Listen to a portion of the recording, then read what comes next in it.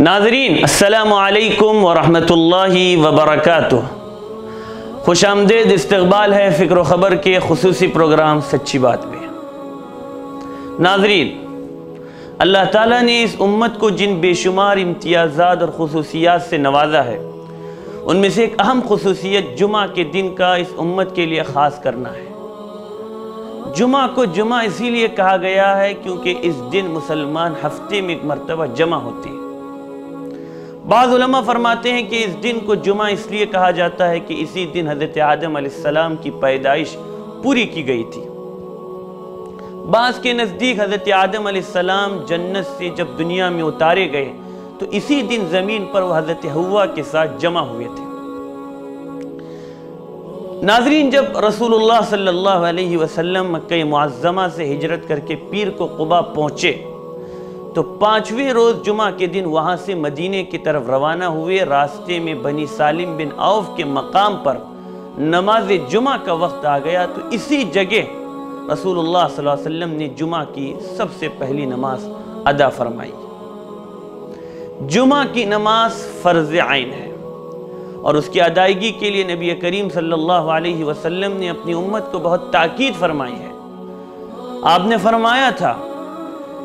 کہ جان لو اللہ نے تم پر نماز جمعہ فرض کی ہے، البتہ عورت، بچے، مریض اور مسافر کو اس فرضیت سے مستثنی قرار دیا ہے۔ تو یہ دن عبادت کے لیے خاص کیا گیا اور جمعہ کے دن اذان کے بعد خرید و فروخت کو حرام قرار دیا گیا ہے۔ اللہ تعالیٰ کا ارشاد ہے، یا ایہا الذین آمنوا اذا نودی للصلاة من یوم الجمعة فاسعوا الی ذکر اللہ۔ مومنوں، جب جمعہ کے دن نماز کے لیے اذان دی جائے تو اللہ کے ذکر کی طرف لپکو۔ اس آیت میں سعی سے مراد تیزی سے چلنا نہیں ہے بلکہ جمعہ کے لیے جلد نکلنے کا اہتمام کرنا ہے۔ یاد رہے کہ نماز کے لیے بھاگتے ہوئے جانے سے روکا گیا ہے۔ جمعہ کے بے شمار فضائل احادیث مبارکہ میں وارد ہوئے۔ علامہ ابن قیم رحمۃ اللہ علیہ فرماتے ہیں کہ جمعہ کا دن عبادت کا دن ہے۔ اس کا دنوں میں ایسا مقام ہے جیسا کہ سب مہینوں میں ماہ رمضان کا،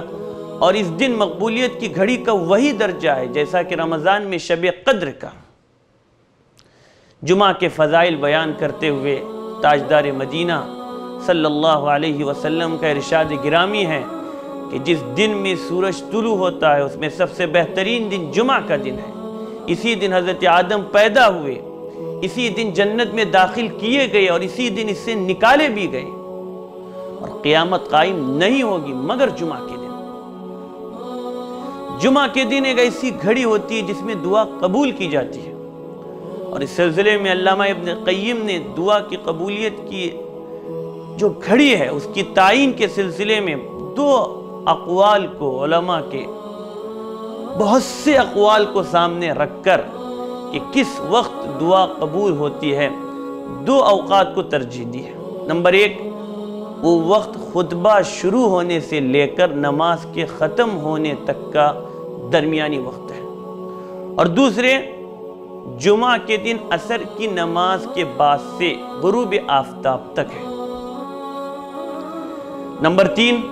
جمعہ کے دن کا صدقہ دیگر دنوں کے صدقات سے بہتر ہے۔ حضرت کعب کی حدیث میں آیا ہے کہ جمعہ کے دن صدقہ دیگر دنوں کے مقابلے میں ثواب کے اعتبار سے زبردست ہے۔ ناظرین، وقت ہے ایک چھوٹے سے بریک کا، بریک کے اس پار مزید کچھ فضائل سنتے ہیں۔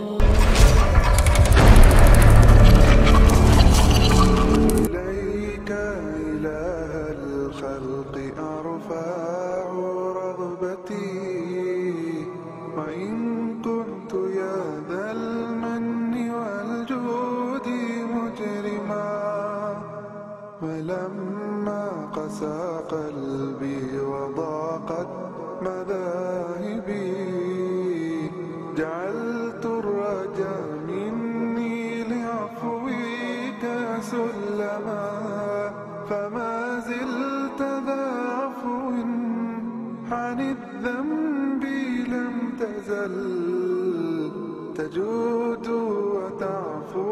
منة وتعفو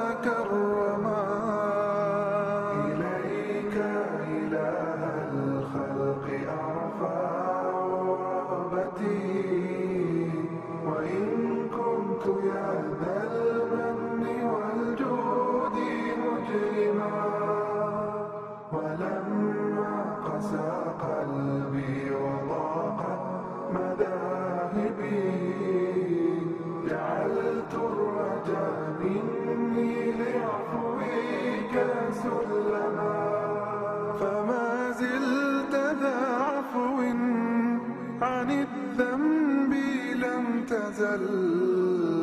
تجود وتعفو منة وتكرما ألست الذي ربيتني وهديتني ولا زلت منانا علي ومنعما عسى من له الإحسان يغفر زلتي ويستور أوزاري وما قد تقدما فإن تعف عني تعف عن متمرد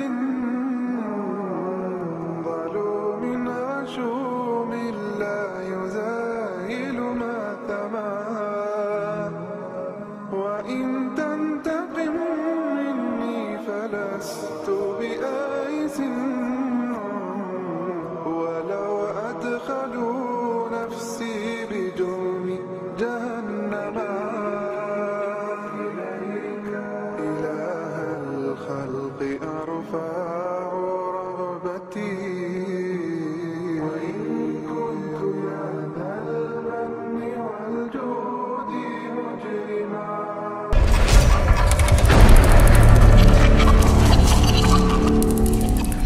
ناظرین، جمعہ کے دن کی 5ویں فضیلت یہ ہے کہ یہ وہ دن ہے جس دن اللہ تعالیٰ اپنے مومن بندوں کے لیے جنت میں تجلی فرمائیں گے۔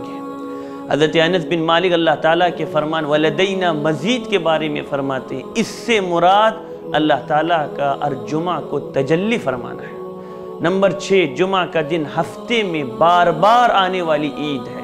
حضرت عباس سے مروی ہے کہ نبی کریم صلی اللہ علیہ وسلم نے فرمایا یہ عید کا دن ہے جسے اللہ تعالیٰ نے مسلمانوں کے لیے طے کیا ہے، لہذا جسے جمعہ ملے وہ اس دن غسل کرے۔ نمبر 7، یہ وہ دن ہے جس میں گناہوں کی معافی ہوتی ہے۔ حضرت سلمان سے مروی ہے رسول اللہ صلی اللہ علیہ وسلم نے ارشاد فرمایا جو شخص جمعہ کے دن غسل کرے اور خوب اچھی طرح سے پاکی حاصل کرے اور تیل استعمال کرے یا گھر میں جو خوشبو میسر ہو اسے استعمال کرے، پھر نماز جمعہ کے لیے نکلے اور مسجد پہنچ کر 2 آدمیوں کے درمیان نہ گھسے، پھر جتنی ہو سکے نفل نماز پڑھے اور جب امام خطبہ شروع کرے تو خاموش سنتا رہے تو اس کے اس جمعہ سے لے کر دوسرے جمعہ تک سارے گناہ معاف کر دیے جاتے ہیں۔ نمبر 8،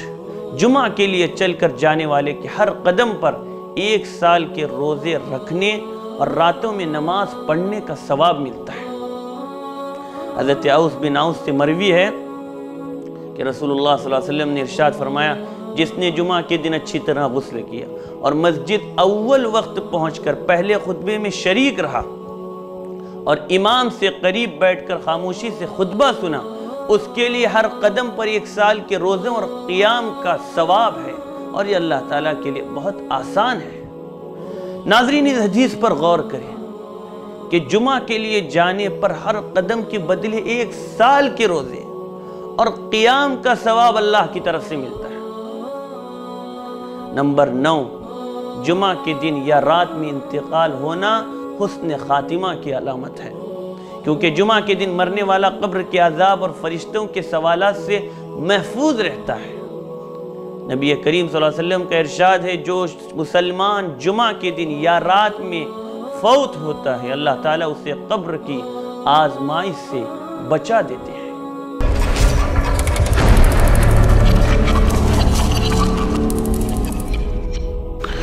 ناظرین، فضائل جمعہ میں نماز جمعہ کے بھی فضائل شامل ہیں، کیونکہ نماز اسلام کے فرائض اور مسلمانوں کے جمع ہونے کا سب سے بڑا ذریعہ ہے۔ جس نے نماز کی ادائیگی میں غفلت برتی اللہ اس کے دل پر مہر لگا دیتے ہیں۔ نماز اللہ کے نزدیک سب سے زیادہ پسندیدہ عبادت ہے، یہی وجہ ہے کہ بندوں پر اللہ جل شانہ کی طرف سے جو بے انتہا نعمتوں کی بارش ہوتی ہے، جس کا سلسلہ انسان کی پیدائش سے لے کر موت تک ہے، بلکہ پیدائش سے پہلے اور موت کے بعد بھی انسان اللہ تعالیٰ کی نعمتوں سے ہمکنار رہتا ہے۔ اس کی ادائے شکر کے لیے ہر دن میں 5 وقت نماز مقرر کی، اور جمعہ کے دن چونکہ تمام دنوں سے زیادہ نعمتیں بندوں پر نازل ہوتی ہے، اس لیے اس دن خاص نماز پڑھنے کا حکم دیا گیا، اور نماز کو شریعت اسلامیہ میں جماعت کے ساتھ پڑھنے کا حکم دیا گیا ہے، جس کے پیچھے کئی حکمتیں ہیں۔ اس لیے جماعت میں جتنی زیادہ کثرت ہوگی اور مسلمان جتنی بڑی تعداد میں نماز کے لیے جمع ہوں گے، اسی قدر ان فوائد میں بھی اضافہ ہوگا، اور یہ اسی وقت ممکن ہے جبکہ مختلف محلوں کے مسلمان اور اس مقام کے اکثر لوگ ایک جگہ جمع ہو کر نماز پڑھیں۔ چونکہ ہر روز پانچوں وقت اس قدر اجتماع لوگوں کی پریشانی و تکلیف کے پیش نظر ممکن نہیں ہوتا، اس لیے شریعت نے ہفتے میں ایک دن ایسا مقرر کیا جس میں مختلف محلوں اور گاؤں کے مسلمان آپس میں ایک جگہ جمع ہو کر اس عبادت کو ادا کریں اور ایک دوسرے کے احوال سے واقف ہو، اور تمام مسلمان ایک دینی پیغام یہاں سے لے جائیں۔ اسی لیے شوافع کے نزدیک مطلوب یہ ہے کہ اگر ایک جگہ جمعہ میں گنجائش ہو تو جمعہ کی نماز ایک ہی جگہ پر ادا کی جائے، تاکہ اس پیغام کی اہمیت اور اس کا اثر باقی رہے، مسلمان سب مل جل کر رہے اور لوگ جمعہ کے فوائد سے ہمکنار ہو۔ آج بھی جن علاقوں میں جمعہ کی نماز ایک ہی جگہ پر ہوتی ہے، وہاں جمعہ کے ممبر سے خطیب جو پیغام دیتا ہے اس کا اثر دیر پا رہتا ہے۔ اس کے علاوہ آج بھی بر صغیر میں جمعہ کے خطبے اور بیان کی جو اہمیت ہے وہ ہم سب جانتے ہیں، اس لیے کہ اس دن سب پاک و صاف ہو کر مسجد کے نورانی ماحول میں آ کر اپنی طاقت کے بقدر عبادت کرتے ہیں۔ تو ناظرین، اس سے پہلی امتوں کو بھی اللہ تعالیٰ نے اس دن عبادت کا حکم فرمایا تھا، مگر انہوں نے اپنی سرکشی اور بدنصیبی کی بنا پر اس میں اختلاف کیا، اور ان کی سرکشی کا یہ نتیجہ یہ ہوا کہ وہ اس عظیم سعادت سے محروم رہے، اور یہ فضیلت و سعادت بھی اسی امت مرحومہ کے حصے میں آئی۔ یہود نے سنیچر کا دن مقرر کر لیا اس خیال سے کہ اس دن اللہ تعالیٰ تمام مخلوقات کے پیدا کرنے سے فارغ ہوا تھا۔ عیسائیوں نے اتوار کا دن، سنڈے کا دن مقرر کیا،